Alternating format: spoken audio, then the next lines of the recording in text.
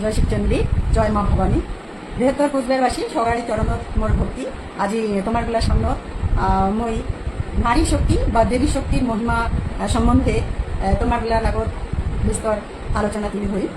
তো আগেরকার দিনত বা সৃষ্টির আদি থেকিয়া রাজা মহারাজাগুলা কেমন করি এই নারী শক্তি বা দেবী শক্তির আরাধনা করিয়া তার সাম্রাজ্য বা ভূখণ্ড শাসন করছে, কি কি রাখি পাচ্ছে সেই সম্বন্ধে মই প্রয়াস করি তোমার গুলার আগে তুলি ধরার জন্যে। তোমরা অল্প শুনবেন।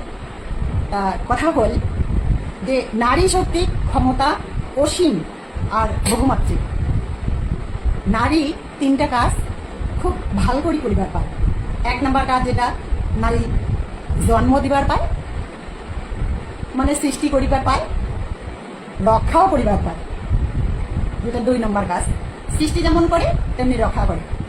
আর 3 নম্বর কি করে? নারী ধ্বংসও করিবার পায়। সৃষ্টির আদিকাল থাকি রাজা মহারাজারা মূলত রাজ্য জয়, নিজের আধিপত্য বিস্তার বা বৈধতা এবং যুদ্ধ বিজয়ের জন্য এই নারী শক্তি বা ঐশ্বরিক শক্তির আরাধনা করছে। আর সাম্রাজ্য অসীম ক্ষমতা নিয়ে টিকি থাকির পাশে। রাজা মহারাজার ঘর বিশ্বাস করছে যে পুরুষতান্ত্রিক শিব শক্তি আর নারীতান্ত্রিক চণ্ডী শক্তি, অর্থাৎ শিব শক্তি আর চণ্ডী শক্তি, দুইটাই শক্তি।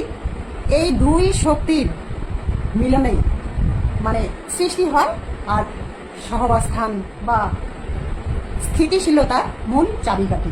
এই নারী শক্তি সমগ্র বিশ্ব ব্রহ্মাণ্ডের চালিকা শক্তি বা রক্ষাকর্ত্রী হিসাবে ধরা হয় এই নারী শক্তি বা দেবী শক্তি। প্রাচীনকাল থেকে রাজা মহারাজার ঘর বিশ্বাস করছে যে খালি তরোয়াল বা অস্ত্রের আঘাতত জয় করানো নয়। সাম্রাজ্য টিকি থেকে গেলে দেবী শক্তি বা নারী শক্তি অবশ্যই আরাধনা করা লাগে। সাম্রাজ্য টিকি থেকে গেলে এটা সবসময় মনে করছে রাজা মহারাজা। এই জন্যে যুদ্ধ যাওয়ার আগত বা যুদ্ধে জয়ের আগত যার যা যেটা নারী শক্তি, যে রাজা যেটা নারী শক্তি, দেবী চণ্ডী বা ভবানী পূজা করছে, যাতে যুদ্ধ জয় করে আসিবার পায় এবং সাম্রাজ্য সুন্দরভাবে বিস্তার করিয়া সুশাসন ব্যবস্থা করিবার পায়। এটাই রাজা মহারাজাগুলা করিয়াছে। ঐতিহাসিকদের মতে যে রাজপুত জাতি বা মারাঠা সাম্রাজ্য বিস্তার করার জন্য ভবানী পূজা করছে। ভবানী পূজা করি তার মারাঠা সাম্রাজ্যের সামরিক শক্তি উন্নত করছে এবং সুশাসনের মাধ্যমে সাম্রাজ্য বিস্তার লাভ করিয়া শাসন করছে মারাঠা বা রাজপুত জাতি। সুতরাং নারী মানে পবিত্রতা, সহিষ্ণুতা, ভালোবাসা, মায়া ইত্যাদি ইত্যাদি ভাবের প্রতিমূর্তি। আর অন্য পাকে নারী মানে অন্যায় অবিচারে রুখিয়ে দাঁড়ানোর প্রতিমূর্তি।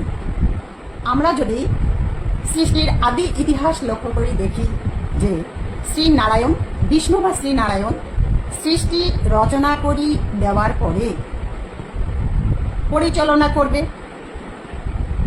মহেশ্বর ব্রহ্মা। এই পরিচালনার ভার দিয়া নারায়ণ বা বিষ্ণু যোগনিদ্রায় গেছে, অর্থাৎ ঘুম গেছে। এক সময় সৃষ্টি ধ্বংসের মুখে পড়ে গেছে, মানে শ্রী বিষ্ণু বা নারায়ণ যখন যোগনিদ্রায় ছিল, মানে নিজের ধ্যান করার জন্য, এখন মানে সত্যযুগ ধ্যান জ্ঞানে ছিল, সবে নির্ভর করছে ধ্যান জ্ঞানের মাধ্যমে কোন জায়গা কি হচ্ছে সেটা লক্ষ্য করি পাচ্ছে। তো এমন করে শ্রী বিষ্ণু যোগনিদ্রায় গেছে। তাই ইতিমধ্যে পৃথিবী ধ্বংসের মুখত পড়ে গেছে, অর্থাৎ ধরিত্রী ধ্বংসের মুখে গেছে। তো ব্রহ্মা তখন কি করে? ব্রহ্মা তখন বাঁচবার পাওয়া লাগছে না, যে সৃষ্টি কেমন করে বাঁচাবে। তা যখন বাঁচবার পাওয়া হচ্ছে না, তখন স্বয়ং বিষ্ণু যে বা নারায়ণ যোগনিদ্রা ছিল, তো যোগনিদ্রা জাগানোর জন্য ব্রহ্মা যোগমায়ার আধ্যা শক্তি যোগমায়া ধ্যান করছে। এমন ধ্যান করছে যোগমায়া জাগাছে, আধ্যা শক্তি মহামায়া জাগাছে। তো জাগার পরে ব্রহ্মা আশীর্বাদ দিয়েছে, আর ব্রহ্মা সেই আশীর্বাদ নিয়ে শ্রী বিষ্ণু বা নারায়ণ জাগে তুলছে। আর পৃথিবী রক্ষা পাচ্ছে। যোগমায়া কায়, আধ্যাশক্তি কায়, নারী শক্তি। এমন করি ব্রহ্মা আধ্যাশক্তি যোগমায়া ধ্যান করছে। যোগমায়া ধ্যান করিয়া শ্রী বিষ্ণু জাগে তুলিবার কাছে। সত্য বিভিন্ন পুরাণ আর ধর্মগ্রন্থ উল্লেখ আছে যে অসুর দ্বারা পরাজিত হইয়া দেবরাজ ইন্দ্র স্বর্গরাজ্য থাকি অন্য জায়গা আশ্রয় নিয়েছে, স্বর্গরাজ্য ছাড়ি দিয়া। তারপরে সেই দেবরাজ ইন্দ্র মা ভবানীর আরাধনা করছে। মা ভবানী নারী শক্তি আরাধনা করছে, আর মা ভবানীর আরাধনা করিয়া স্বর্গরাজ্য পুনরায় ফিরি পাচ্ছে দেবরাজ ইন্দ্র। আর মার্কেন্দ্র পুরাণে উল্লেখ আছে যে চন্দ্রবংশীয় রাজা ছিল সুরত। ইমায় একজন ক্ষত্রিয় রাজা ছিল, তার সাম্রাজ্য প্রচুর ধন সম্পদের প্রাচুর্য ছিল। তো তার রাজ্যের সীমানার বাইরা জবন নামে এই কতগুলা জাতি বাস করছে। তো জবন জাতি এক সময় সেই সুরত রাজার মানে ক্ষত্রিয় রাজা তার সাম্রাজ্য বিস্তার করার জন্যে রাজা সুরত হুঁশিয়ারি দিছে। তো রাজা সুরত রাজি হয়েছে, মানে যুদ্ধের জন্য তৈরি হয়েছে। আর যুদ্ধের জন্য যখন তৈরি হয়েছে, ইতিমধ্যে জবন সেনাগুলা যুদ্ধ করে যাচ্ছে। জবন সেনার যুদ্ধে সুরত রাজা পরাজিত হয়েছে। তো সুরত রাজা যখন পরাজিত হল, তখন তার যে মন্ত্রী পরিষদ ছিল, তো মন্ত্রী পরিষদে কি করছে, তার রাজ্যে যে ধন সম্পদের প্রাচুর্য ছিল সেগুলা সবগুলাই নিজের আয়ত্ত করে নিয়েছে। তাহলে বোঝো তো, এক পাকে জবন সেনার আক্রমণ, রাজ্য দখল, আর অন্য পাকে ধন সম্পত্তি সবগুলাই তার যে মন্ত্রী পরিষদ ছিল তারই নিচে। রাজা করে কি, তো রাজা উপায় না পায়া সুরত রাজা বনত গেছে। বনত যে দিন কাটায়, তো এক আশ্রমত গেছে। আশ্রমের নির্দেশে সেই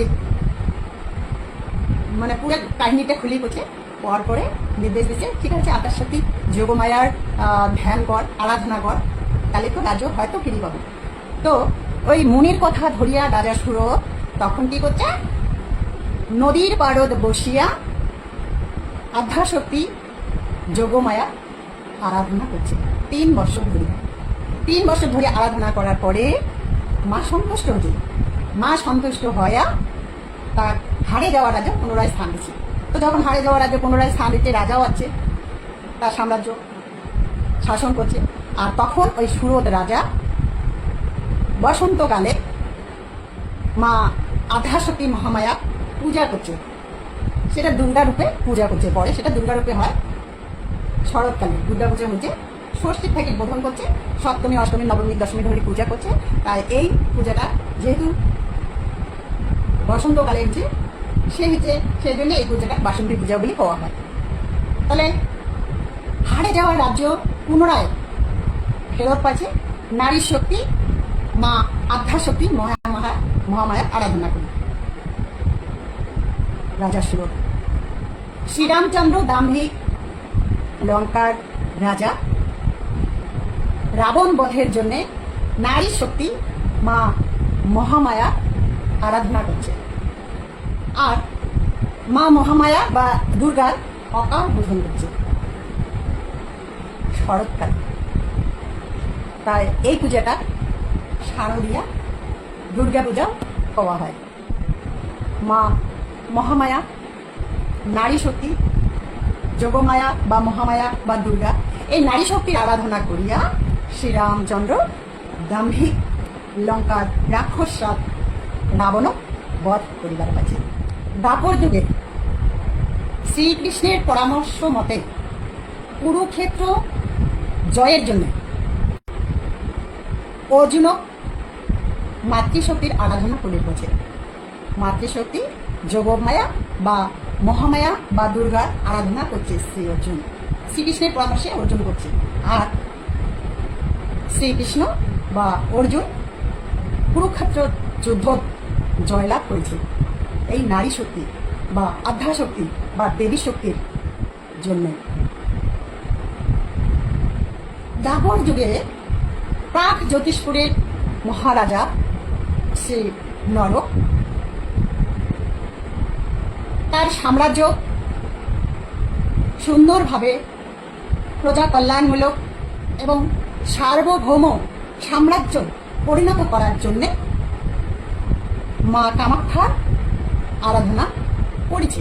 প্রাগজ্যোতিষপুর যে সাম্রাজ্য ছিল তার আগত এই জায়গাটা শ্রীনারায়ণ ইন্দ্রের যেমন রাজবাড়ি ছিল, ঠিক তেমন করিয়া মা ধরিত্রী এবং শ্রীনারায়ণ সুন্দর করে ইন্দ্র সমতুল্য এক রাজপ্রাসাদ তৈরি করে দিয়েছে। আর বোঝে যে এই সাম্রাজ্য যদি সুন্দরভাবে টিকিয়ে রাখি চাস, তাহলে মা কামাখ্যা যে নারী শক্তি আছে, যে আধ্যা শক্তি আছে, যে আদি শক্তি আছে, তার আরাধনা করা, তার শ্রদ্ধা করা, তার পূজা করা কোনো দিন ভুলব না। আর যখন তুই ইয়ার আরাধনা করা বা ইয়ার ভুলে যাব, তখন তোর সাম্রাজ্য টিকি থাকি পাবে না।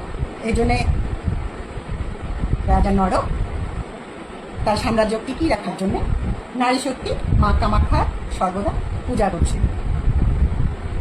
তারপরে নরকের মৃত্যুর পরে তার যে পুত্র আছে ভগদত্ত, পরম্পরায় সাম্রাজ্য টিকিয়ে রাখার জন্য নারী শক্তি মা কামাখ্যার আরাধনা করছে,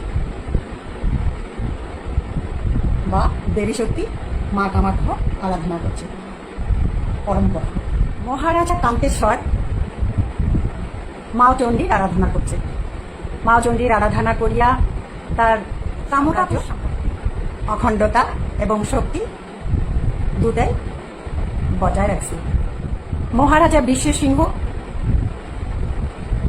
আধ্যা শক্তি যোগমায়া বা দুর্গার আরাধনা করিয়া তার যে বিশাল সাম্রাজ্য টিকি রাখছিল দেবী শক্তি বা নারী শক্তির আরাধনা করিয়া। আজি ভারত ভূখণ্ডের রাজা মহারাজার ঐশ্বরিক আত্মা পরমাত্মা রূপে কুচবিহার ভূখণ্ডের বর্তমান মহারাজা অনন্ত রায় এই একই রকমভাবে নারী শক্তি বা দেবী শক্তি পূজা করিয়াছে। পূর্বের যেমন রাজা মহারাজার ঘর বিশ্বাস করছে যে পুরুষতান্ত্রিক শক্তি শিব আর নারী শক্তি চণ্ডীর এই মিলিত শক্তিতে সৃষ্টি হয়, আর এই বিশ্ব ব্রহ্মাণ্ডের স্থিতিশীলতা বা ভারসাম্য রক্ষা পায়।